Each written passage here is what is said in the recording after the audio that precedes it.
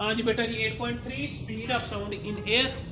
इसको बेटा जी हम तीन पार्ट या चार पार्ट में हम इसको करेंगे, क्योंकि बेटा ये बहुत लंबा आर्टिकल है, इसलिए बेटा जी इसको 3 या 4 पार्ट में करेंगे, ताकि बेटा जी आपको आसानी के साथ हो जाए। सबसे पहले हम बेटा जी वो न्यूटन वाली करेंगे, यानी न्यूटन ने जो एयर की स्पीड जो है वो फाइंड आउट की, वो वाली करेंगे।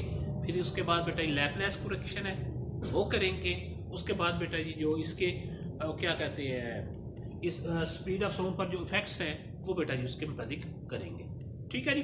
अब बेटा जिस तरह मैंने कहा हुआ है कि जो आपकी साउंड है वो बेटा जी क्या है, लॉन्गिट्यूडनल वेव्स है, या दूसरे लफ्जों में आपकी क्या है, कंप्रेशनल वेव्स है। ठीक है जी।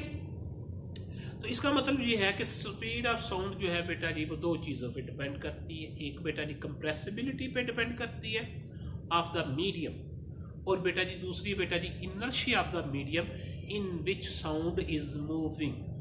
कंप्रेसिबिलिटी का मतलब ये है कि अगर बेटा जी आपके पास एयर है, उसमें बेटा जी उसको वो जो पार्टिकल्स हैं उनको किस तरह बेटा जी वो कंप्रेस करेगी, कितना कंप्रेस करेगी। अगर बेटा जी लिक्विड है उसमें क्या हो हिसाब किताब होगा, अगर बेटा जी सॉलिड है उसमें क्या होगा। इनर्शिया बेटा जी मतलब ये है कि उसके पार्टिकल्स की जो मोशन है वो बेटा जी कैसी है, कम है या ज्यादा है, उसकी वजह से बेटा जी क्या होता है, स्पीड ऑफ साउंड पे बेटा जी क्या होता है, फर्क पड़ता है। अब बेटा जी स्पीड ऑफ साउंड जो है वो हम कहते हैं कि वो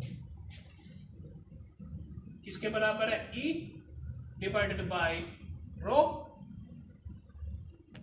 ठीक है जी। E को बेटा जी हम नाम देते हैं मॉडुलस ऑफ इलास्टिसिटी का नाम देते हैं, या इसको बेटा जी हम कहते हैं इलास्टिक मॉडुलस भी कहते हैं। मॉडुलस ऑफ इलास्टिसिटी कह लें या इलास्टिक मॉडुलस कह लें, वो बेटा जी एक ही चीज़ के नाम है। और रो क्या है बेटा जी, डेंसिटी ऑफ द मीडियम, जिसमें बेटा जी आपकी साउंड जो है वो आपकी मूव कर रही है। ये दोनों जो है बेटा जी क्या है, बेसिकली इन पे स्पीड ऑफ साउंड जो है बेटा जी वो क्या करती है, डिपेंड करती है।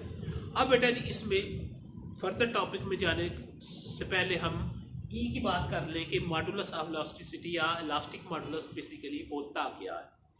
इलास्टिक मॉडुलस जो है बेटा जी ये बेटा जी आपके पेपर के आर्टिकल के अंदर नहीं है, सिर्फ ये आपको समझाने के लिए, ताकि आपको बेटा जी सारी चीजें जो है बेटा जी क्लियर हो जाए। ई को बेटा जी हम कहते हैं इलास्टिक मॉडुलस,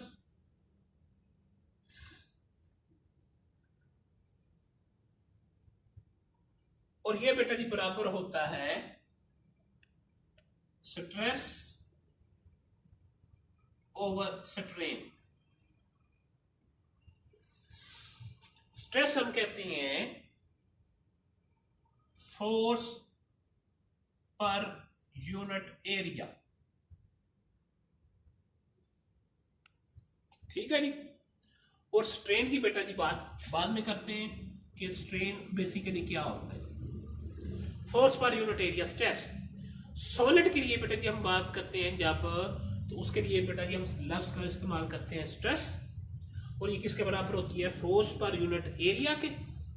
लेकिन जब बेटा जी हम फ्लूइड की बात करते हैं वहां पे स्ट्रेस किस में चेंज हो जाता है, आपके प्रेशर में चेंज हो जाता है। वहां पे फ्लूइड में लिक्विड या बेटा जी गैस के लिए जब हम इस्तेमाल करते हैं वहां पे बेटा जी हम प्रेशर इस्तेमाल करते हैं। और जब बेटा जी सॉलिड की बात आती है वहां पे बेटा जी हम स्ट्रेस कहते हैं। दोनों एक ही चीज के दो नाम है, दोनों बेटा जी बेसिकली क्या है, फोर्स पर यूनिट एरिया के बराबर होते हैं। ठीक हो गया। अब बात करते हैं बेटा जी हम स्ट्रेन की। ठीक है जी। इसमें बेटा जी 3 टाइप्स होती है। ठीक है जी। एक को हम कहते हैं यंग कह देते हैं जी। तो ये बेटा जी दूसरा बेटा जी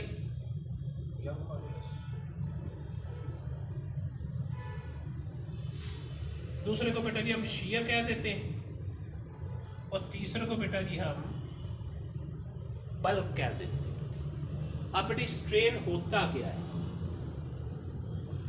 ये बेटा स्ट्रेन जो है बेटा 3 पार्ट में होता है, सॉरी पार्ट में नहीं होता, इसको हम 3 में डिवाइड करते हैं। एक को बेटा जी हम यंग कहते हैं, दूसरे को बेटा शेयर कहते हैं, तीसरे को हम बेटा जी बल्क कहते हैं।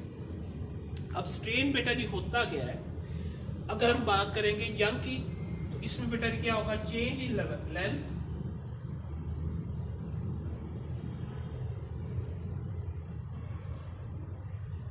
Divided by original length. ठीक हो गया। जब बेटा जी हम स्ट्रेन शियर की फॉर्म में ले लेंगे तो बेटे change in area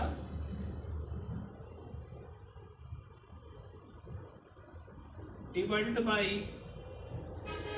original area. ठीक है जी।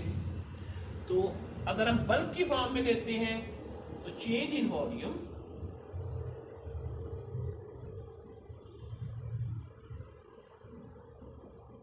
Divided by original volume. Young अगर की हम बात करते हैं तो उसमें बेटा जी आपकी जो लेंथ में चेंज आया डिवाइडेड बाय जो उसकी लेंथ दी, यानी हम उसको लेंथ के लिहाज से लेते हैं। शेयर में बेटा जी हम एरिया के लिहाज से लेते हैं, और बेटा बल्क में हमने क्या करना है, वॉल्यूम के लिहाज से लेना है। अब बेसिकली बेटा जी हम जो भी काम कर रहे हैं वो बेटा जी एयर में बात कर रहे हैं, तो एयर में बेटा जो हम लेंगे वो बेटा जी आपका क्या होगा, बल्क होगा, या दूसरे लफ्जों में बेटा जी उसमें हम वॉल्यूम को इंक्लूड करेंगे। तो मतलब ये है कि यहाँ पे जो स्ट्रेन होगा वो बेटा जी बल्क स्ट्रेन होगा, और ये बेटा किसके इक्वल होगा, change in volume divided by original volume. ठीक है जी। ये बेटा जी आपको सारा कुछ समझाने का मतलब ये है कि ये तो बेटा जी सॉलिड के लिए है। ठीक है जी।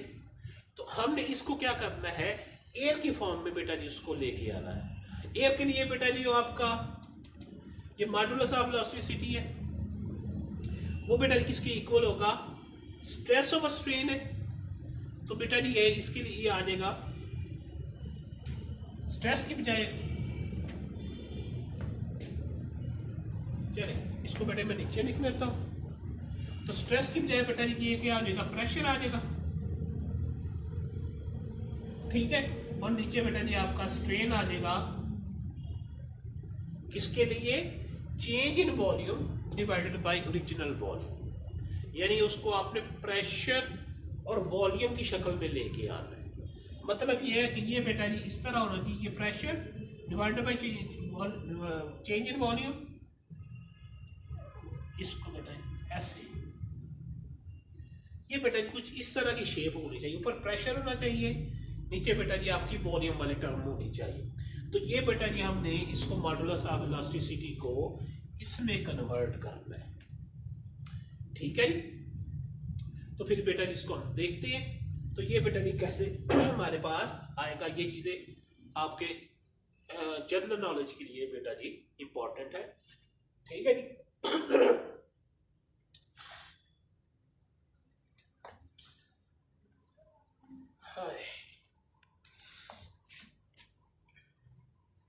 तो ये बेटा अगर हम इक्वेशन देखते हैं तो इसका मतलब ये है कि अगर डेंसिटी और वॉल्यूम जो है बेटा जी वो एक दूसरे के इनवर्सली प्रोपोर्शनल है। मतलब ये है कि जितनी ज्यादा डेंसिटी होगी उतनी ज्यादा बेटा जी कम जो है होगी स्पीड ऑफ साउंड होगी। ठीक है जी। और जितनी बेटा जी डेंसिटी कम होगी उतनी स्पीड ऑफ साउंड ज्यादा होगी। इसका मतलब ये है आपके जो सॉलिड है उनकी बेटा जी डेंसिटी ज्यादा होती है, उनमें स्पीड ऑफ साउंड जो है बेटा जी वो कम होनी चाहिए, और बेटा जी जो गैसेस है उनकी डेंसिटी कम होती है तो स्पीड ऑफ साउंड जो है वो उनकी ज्यादा होनी चाहिए। नहीं बेटा जी ये गलत है। ठीक है जी। ये जनरल एक दिमाग में आता है, लेकिन इसके अपोजिट होता है। जितनी बेटा जी डेंसिटी ज्यादा होगी उतनी स्पीड ऑफ साउंड जो है वो ज्यादा होगी। वजह क्या है बेटा जी, सॉलिड में बेटा जी मॉडुलस ऑफ इलास्टिसिटी उतना ज्यादा होगा। मॉडुलस ऑफ इलास्टिसिटी और जो डेंसिटी है इन दोनों को जो कॉम्बिनेशन है वो डिसाइड करता है कि आपकी स्पीड ऑफ साउंड जो है वो किस में ज्यादा होगी। जितने बेटे सॉलिड होंगे उनमें स्पीड ऑफ साउंड ज्यादा होगी, और गैसेस में बेटा स्पीड ऑफ साउंड जो है वो कम होगी, क्योंकि बेटा जी उनकी डेंसिटी भी कम है और मॉडुलस ऑफ वेलोसिटी भी कम है। इन दोनों की जो रेशियो होगी वो बेटा जी कम होगी, इसलिए बेटा स्पीड ऑफ साउंड जो है वो ज़्यादा हो कम होगी। तो सॉलिड में बेटा स्पीड ऑफ साउंड ज़्यादा होती है एज कंपेयर टू गैसेस कह लें या बेटा जी लिक्विड कह लें। तो सबसे ज़्यादा जो स्पीड ऑफ साउंड है वो बेटा जी सॉलिड के अंदर होती है, उससे कम बेटा लिक्विड है, उसके कम जो है वो बेटा जी आपकी गैसेस है। उसकी वजह ये है कि बेटा जो सॉलिड हैं उनमें एटम्स जो है बेटा जी एक दूसरे के करीब करीब होते हैं। तो क्या होता है कि करीब करीब होने की वजह से एनर्जी जो ट्रांसफ़र है वो आसानी से हो जाती है। अब एक बंदा इधर खड़ा है, एक बंदा उसके साथ खड़ा है, तो क्या करेगा, एक बंदा जो है वो एनर्जी ट्रांसफ़र उधर आसानी के साथ कर सकता है। अब एक बंदा इधर खड़ा है, एक बंदा उधर आगे जाके खड़ा है, तो फिर बेटा जी वो एनर्जी ट्रांसफ़र जो है वो कम हो जाती है। तो जितना बेटा जी आपके मॉलिक्यूल जो है या आइटम्स जो है वो एक दूसरे के करीब होंगे, उतनी बेटा जी आपका स्पीड ऑफ साउंड जो है वो ज़्यादा होती है, या दूसरे से एनर्जी ट्रांसफ़र जो है वो ज़्यादा होती है। इसलिए बेटा जी स्पीड ऑफ साउंड जो है वो सॉलिड में ज़्यादा है, उससे कम जो है बेटा जी लिक्विड में है, उससे कम जो है वो गैसेस में। ठीक है जी। अब जब चले वो आगे की बात है, वो आगे बात करेंगे। अब बेटा जी हमने क्या करना है, इसको स्पीड ऑफ साउंड का जो फार्मूला है वो बेटा जी हमने निकालना है। अब बेटा जी इसमें न्यूटन साहब ने कहा, न्यूटन भाई जो है हमारे, उन्होंने कहा कि जी न्यूटन साहब ने कहा कि ये जो साउंड आप प्रोड्यूस करते हैं ये बेटा जी बेसिकली क्या हो रहा है, आप जो है वो कंप्रेशन और रेयरफैक्शन जो है वो जनरेट कर रहे हैं। वो जो कंप्रेशन वाला रीजन है उसमें बेटा जी आपका टेम्परेचर लॉस नहीं होता, वो बेटा जी इतनी तेजी के साथ वो रूनुमा होता है कि आपका टेम्परेचर जो है वो बेटा जी क्या होता है, कांस्टेंट रहता है। न्यूटन साहब ने कहा कि जी आपका टेम्परेचर जो है वो बेटा जी क्या रहेगा, कांस्टेंट रहेगा। अगर टेम्परेचर बेटा जी कांस्टेंट है तो बेटा जी वो कौन सा प्रोसेस होगा, उसको हम नाम देते हैं आइसोथर्मल प्रोसेस का नाम देते हैं। ऐसा प्रोसेस जिसमें बेटा temperature of the system remains constant, उसको बेटा जी हम कह देते हैं आइसोथर्मल प्रोसेस कह देते हैं। टेम्परेचर कांस्टेंट रह गया, ठीक है जी। तो इसमें बेटा जी दो चीजें बची, आपका प्रेशर बचा और बेटा जी वॉल्यूम बचा। जब आप बेटा जी क्या कर रहे हो, कंप्रेस कर रहे हो एयर की साउंड की वजह से बेटा जी वो आपकी जो एयर जो है बेटा जी वो क्या हो रही है, कंप्रेस हो रही है। तो बेटा जी आपका अगर उसका प्रेशर पहले बेटा जी P था और वॉल्यूम V था, जब आपने उसको कंप्रेस किया तो उसमें बेटा जी जो प्रेशर में जो चेंज आया वो डेल्टा P था। तो जो टोटल प्रेशर है कंप्रेशन की वजह से वो P डेल्टा P हो गया। अब जब चीज बेटा जी कंप्रेस हो रही है तो वॉल्यूम जो है बेटा जी उसका क्या करेगा, डिक्रीज करेगा। अब प्रेशर और वॉल्यूम में बेटा जो रिलेशन है एट कांस्टेंट टेम्परेचर, ये किस साहब ने दिया, आपने को नाम पता होना चाहिए। वो बेटा जी क्या नाम था उनका, बॉयल्स, बंदे का नाम था बॉयल लॉ, बॉयल। तो इसलिए बेटा जी हम इसको बॉयल्स लॉ भी कहते हैं। बॉयल साहब ने कहा कि जो प्रेशर है of a gas at constant temperature is inversely proportional to volume of a gas. ठीक है जी। तो अगर बेटा ये प्रोपोर्शनैलिटी का साइन अगर हम खत्म करते हैं तो ये बेटा जी 1/V आ जाता है। अब बेटा जी इसमें कांस्टेंट कौन सी चीज है, आपका टेम्परेचर है। टेम्परेचर जो है वो बेटा जी यहाँ पे कांस्टेंट है।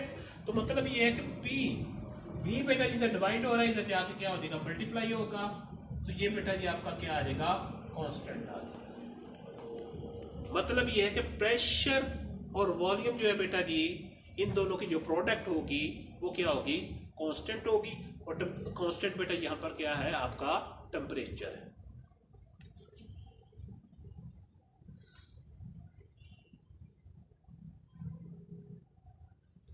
ठीक हो गया।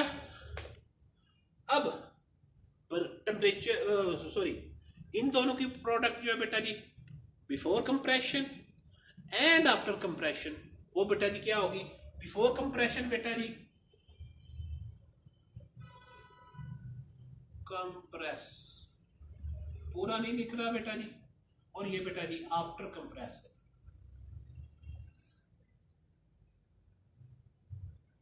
ठीक है जी, वो आपस में क्या होनी चाहिए? बराबर होनी चाहिए। मतलब ये है कि पी वी बिफोर और बेटा जी आफ्टर, प्रेशर जो था वो बेटा जी पी डेल्टा पी हो गया, और वॉल्यूम जो है पी डेल्टा वी हो गया। ठीक है जी, इन दोनों को मल्टीप्लाई कर देते हैं। प्रेशर को बेटा जी पहले वॉल्यूम के साथ पी वी, पी बेटा जी डेल्टा वी के साथ। ठीक है जी, इसके बाद डेल्टा पी बेटा जी डेल्टा वी के साथ। ठीक है जी, और डेल्टा पी बेटा जी डेल्टा वी के साथ। एक मिनट बेटा जी चेक कर लूं, आ रहा है।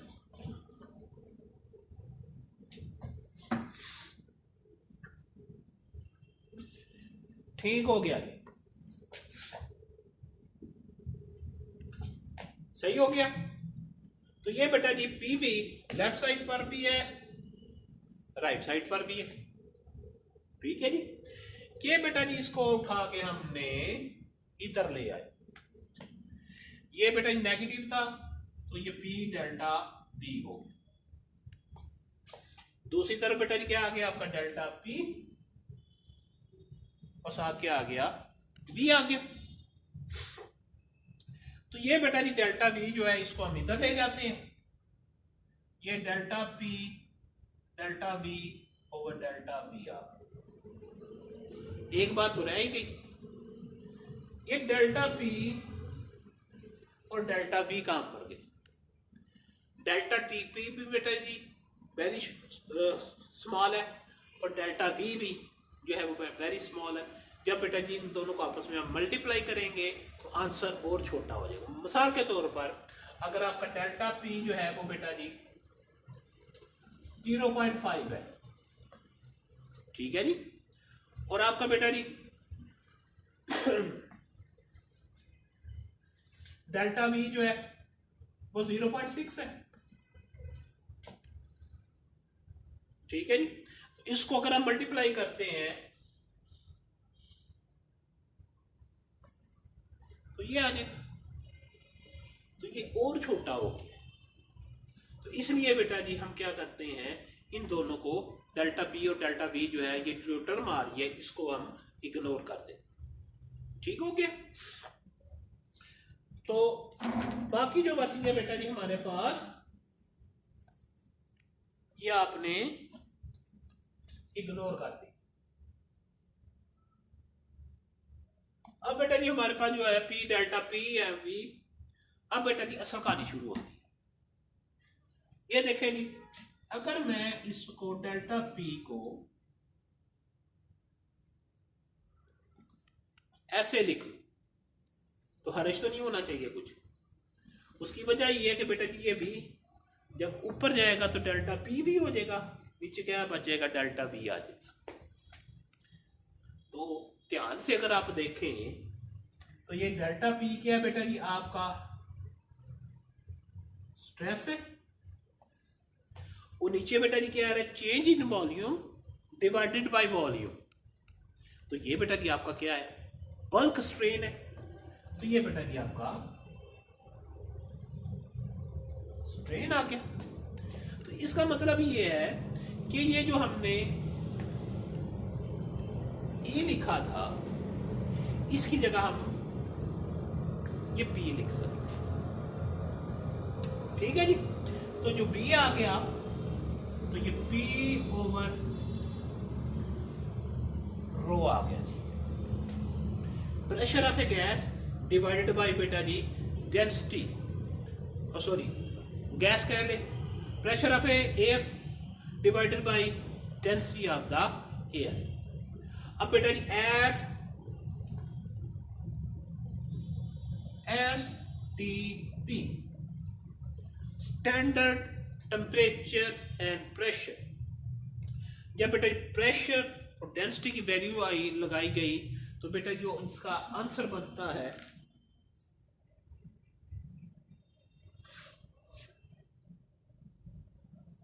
वो कितना निकला हुए, वो बेटा जी आपका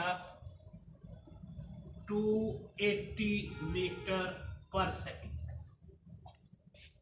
eight standard temperature and pressure.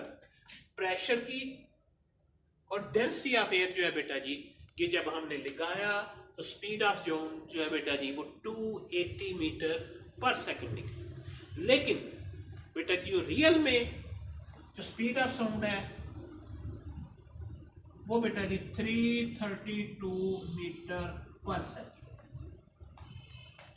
तो इसका मतलब है ये बेटा जी न्यूटन साहब ने गलत कहा था कि जो आपका प्रोसेस ये इशारा हो रहा है, कंप्रेशन जो हो रही है, ये बेटा जी कौन सा प्रोसेस है? Isothermal process. तो आइसोथर्मल प्रोसेस से बेटा जी आपकी स्पीड ऑफ साउंड जो आ रही है वो बेटा जी गलत आ रही है। तो इसको बेटा जी जो आ रही है बेटा जी वो 280 मीटर पर सेकंड है, लेकिन आनी क्या चाहिए 332 मीटर पर सेकंड आनी चाहिए स्पीड ऑफ साउंड। तो ये बेटा जी गलत साबित हुआ। तो इसको बेटा जी किसने करेक्ट किया? लैपलेस ने किया। वो बेटा जी हम अगली जो वीडियो है उसमें बेटा जी हम इसको निकाल दें। इसमें बेटा जी अगर कोई मसला हुआ तो फिर बेटा जी आप मेरे साथ पूछ लीजिएगा। अगला जो है बेटा जी वो थोड़ा सा टफ है, वो बेटा जी आपने ध्यान से देखना है। बाकी आगे अल्लाह खैर करे।